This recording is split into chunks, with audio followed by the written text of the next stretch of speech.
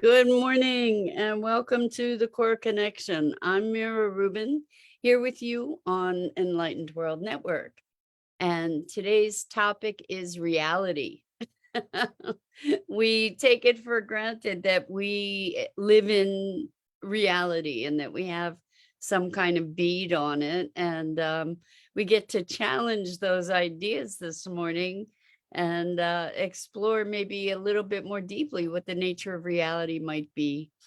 Good morning, Rosalind. So good to have you here with us this morning, and welcome to everybody else who's joining us. Before we get started with our explorations of reality, let's take a minute or two to get present. So let's take a deep breath in through your nose and hold it. And imagine clean, crisp oxygen flooding your lungs, flowing into your bloodstream, nourishing all your cells and all your organs, bringing vital life energy to your body and being. And as you exhale any tension, stress, negativity, fatigue. And now let's take another deep breath in through your nose and hold it. This time, imagine brilliant, bright light, lighting you up from the inside out, illuminating, electrifying, and energizing all your cells, your molecules, your electrons, creating this brilliant beam of light and energy from your heart out into the world. And as you exhale any remaining tension, stress, negativity, fatigue. And now let's press our palms together.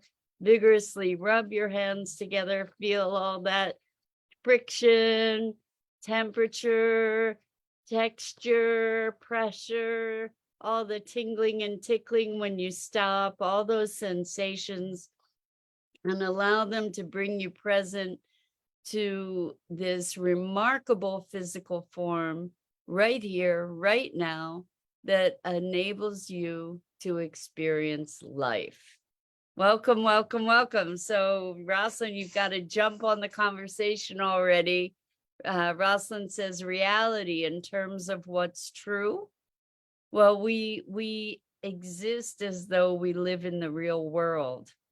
And like that we know what the nature of the world is, that we interact with the material things in our world as if they're solid, and we interact with the laws of physics, and we have certain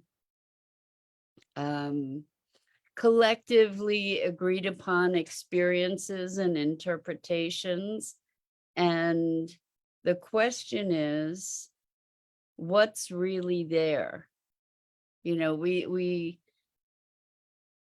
might admonish ourselves or others to get real, to live in the real world. But the question is, does reality exist outside of consciousness? Like what is it that we are experiencing? What are we experiencing, the essence of what's actually there, or are we experiencing our interpretations of what's there?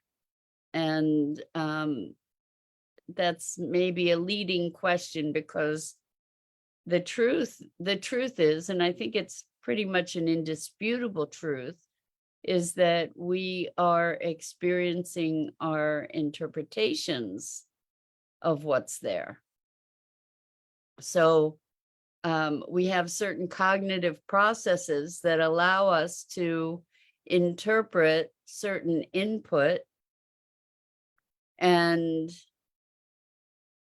for instance, vision, we have the interaction of whatever's there with our visual mechanisms that interpret and communicate somehow with our brain. I'm not a physiologist. And we have all these mechanisms that are processing information. And we tend to believe that our processing of that information is what's true. So you're probably familiar with the saying, seeing is believing. Good morning, Robin. So good to have you joining us this morning for our discussion of reality and what's real, and do we have any bead on the truth of it? So you picked a good morning to join us. Welcome. And Rosalind says, making peace with stories and beliefs which are ever changing. Well, yes, so that's kind of the point here, is when we recognize that our experience of reality, it's not that we're experiencing something immutable. It's that we are experiencing our interpretations of some kind of input, and that we don't actually know what the nature of that input is. We don't tend to stop to think about this, but if we lose a sense, for instance, or we have a modification of a sense, that can potentially shift our experience of reality. And for instance, let's just talk about with COVID, a lot of people lost a sense of smell and taste. So the question is, did the smell and taste go away in the thing that was originally smelled or tasted? Or does the smell and taste still exist if we can't smell and taste it? I guess we're getting into the question of, if a tree falls in the forest and there's no one there, no creature, no being there to hear it, does it make a sound?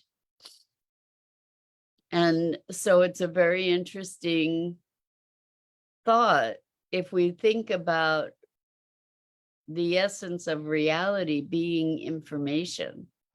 So quantum physics tells us that everything is movement. There's tremendous amount of space. There's all probability and possibility about where things might be and how things might occur.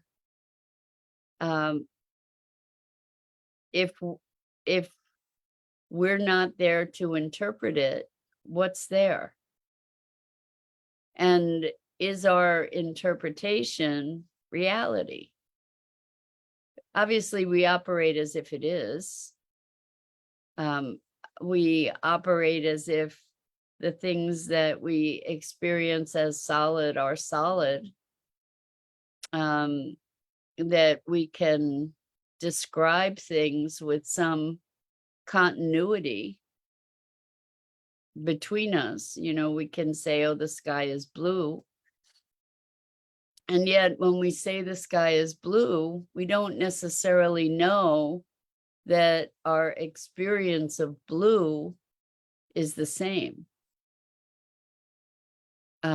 We might do a lot of different color tests to be looking at what's, what are we agreeing on as far as these colors.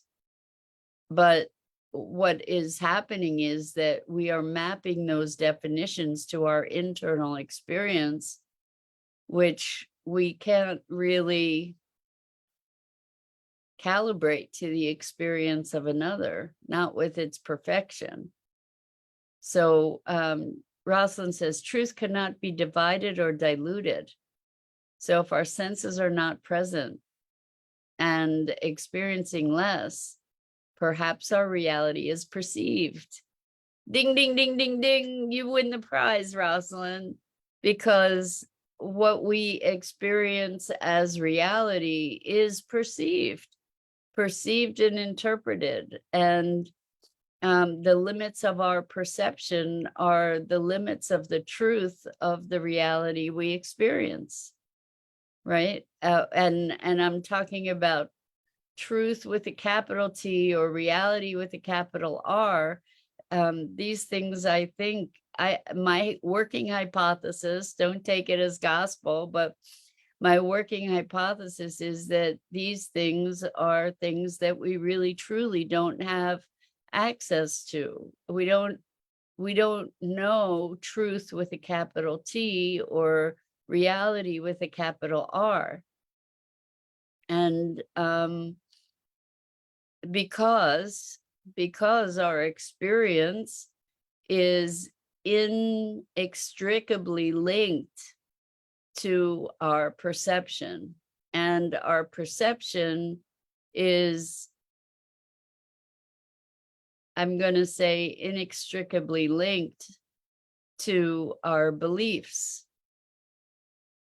So our beliefs shape our perception as well as our physiology. So our physical capacity for perception is also going to shape our experience, right?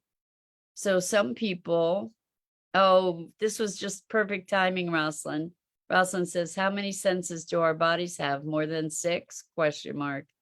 So, by the way, if you all are wanting to be engaged in this conversation, please go to the Enlightened World Network Facebook page or YouTube channel, and you can add comments there, and then I should see the comments and can respond to them. Otherwise, I'm not seeing, if I'm not responding, it's because I don't see your comments. So anyway, there are people who see sound. They call this synesthesia, but people who see sound or who hear color or who see tastes. So when we talk about how many senses do we have, I think that that's a really great question. I've heard that there are a multitude of senses that we have that we don't even perceive because we are sensing gravity. We sense magnetism. We sense the presence of others. Some people are able to sense the thoughts of others. And when I say sense the thoughts of others, I mean be aware of the thoughts of others. I've known people who could sense an impending earthquake. So there's some kind of geophysical sense that they have that most people don't have, or are not cognizant of. The likelihood is that we have many more senses that are uncultivated, that we haven't brought to conscious awareness or named them, and yet we experience them. We can often sense that there's something amiss with someone at a distance. You know, we can get a cognition or an intuition that someone is having a hard time. That's a sense. So all of this plays into reality and the nature of the universe. And so today, this afternoon, I'm going to be doing a spoon bending workshop with the people in my coaching group. And so I was searching around for some videos to support their presence to the fluidity of our experience of reality, like the fluidity of our concept of reality. Because when we allow ourselves to not know the nature of things, we open ourselves to a greater experience of the nature of things. And when we can recognize that it's our cognition and our constructs that define our experience, then we can have more latitude in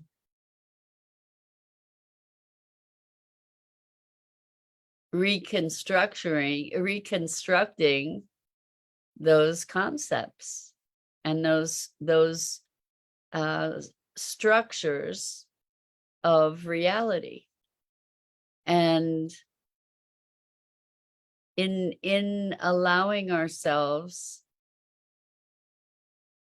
the flexibility, this is something that we talk about a lot, in allowing ourselves the flexibility of thinking, of belief, of perception, then we have access to greater potential. And I mean, if we can actually bend something, and I'm not talking about bending it just with your mind, there's an interaction with our mind that allows us to then find the fluidity of these things that we consider solid, this metal,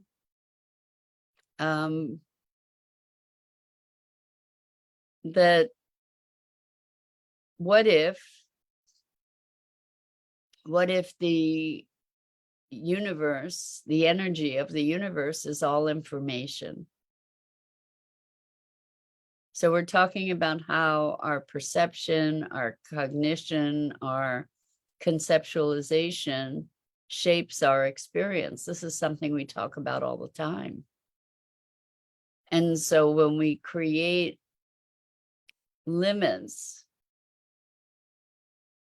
our beliefs are constructs that are creating boundaries, that are creating limits that then define our experience. And what if the universe is all information and our senses are decoding mechanisms or encoding mechanisms, maybe even encoding mechanisms? So we get this information from our surroundings, and then we synthesize that information, we encode it so that it becomes discrete things that we can interact with, for instance. Yeah, so Robin says everyone has different reality beliefs. Exactly. So we think we live in the same reality because we can maybe agree that the sky is blue, or that a particular color is red, or whatever the things are that we agree to, but it doesn't mean that we actually share the same experience of reality. I would venture to say that the likelihood is that we don't. When we share ideas, we're sharing information, and then we're interpreting and synthesizing that information within the context that we each uniquely have. So if we think about, maybe each of us is like a snowflake. You know, we each are unique in our experience and perception. And that when we communicate with others, we're trying to create a bridge. I'll get back to that in a minute. Rosalind says, when delving into something new, there are no past experiences to construct those concepts. Well, I would venture to say that we draw on whatever past experiences we have to try to understand whatever it is that is new. You know, like we try to map whatever's new onto something that's pre-existing. as much as we can to give ourselves a sense of safety or understanding, which is not necessarily the best way to come to an accurate conclusion about something, but that is what we tend to do. And Rosalind continues to say, beliefs or openness require us to deconstruct what we thought was possible, wiping the slate clean. And the question is whether indeed we can wipe that slate clean. I don't know that we can. If we could come to life with beginner's mind, we might have so much greater capacity to create, to generate something positive, but we are so entrenched in what has existed that it's a challenge to find ways to truly create something new. And Robin replied, some may have more, some less. The openness. I agree, Robin, that we don't, in a quest for safety and security, we try to put things in categories. We try to compartmentalize things or contain things with specific ideas or beliefs or perceptions. And then when we identify and define something, then it gives us the opportunity to dispense with that thing. Then we don't have to give it so much more attention because now we know what it is, we can move on to the next thing. The truth is that we don't really know what it is. We've just sort of given it a nice, neat little box so that we can then move on to the next thing. And so I know I was going to tell you a story, and now I've forgotten what it was.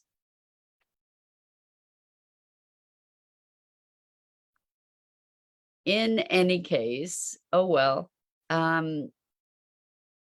When we are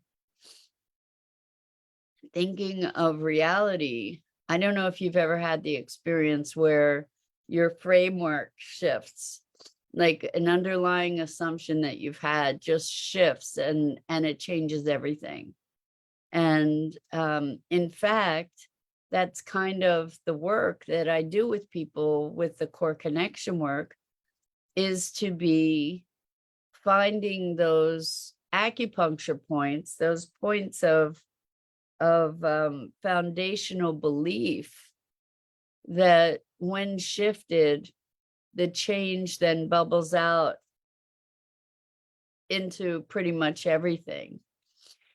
So for instance, oh, well, let's see. Robin says, snowflakes. Everyone is not on the same level of intelligence and understanding, wisdom, life experience, compassion. No, we're all coming from different places.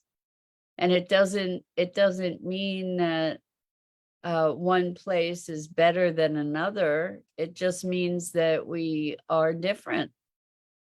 And we often make the assumption that we're the same. If we're talking about commitment, for instance, in the context of a relationship, we might believe that we both have the same definition of commitment. We might not even think about it. So Robin says, snowflakes was the story you were on. I know, saying that we're all different, as far as like snowflakes are all different. We're all different as well. I lost my train of thought. Oh my gosh. So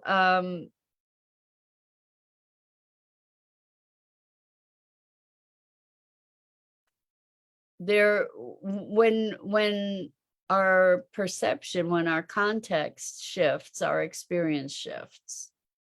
So if I have trust in a relationship and then somebody violates that trust, somebody does something and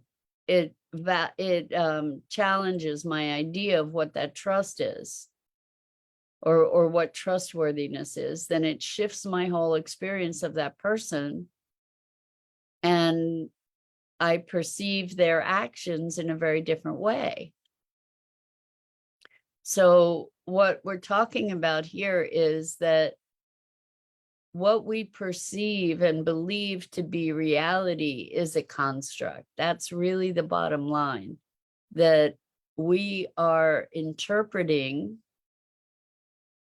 our experience, our sensual, sense-based experiences, and we are also interpreting our context or our structure. We're constructing the world that we perceive. And I think that as we recognize the depth of that construction, that we are receiving information and then we're interpreting that information, when we recognize the depth of the construction, maybe it gives us greater capability to construct things in a more life-supporting way. At least that's my hope. And so Rosalind says, what if Dr. Doolittle was your vet, or that we could communicate with our domesticated pets or wildlife? What if they could explain why they have a change in behavior, or how to age comfortably, or to locate a lost one?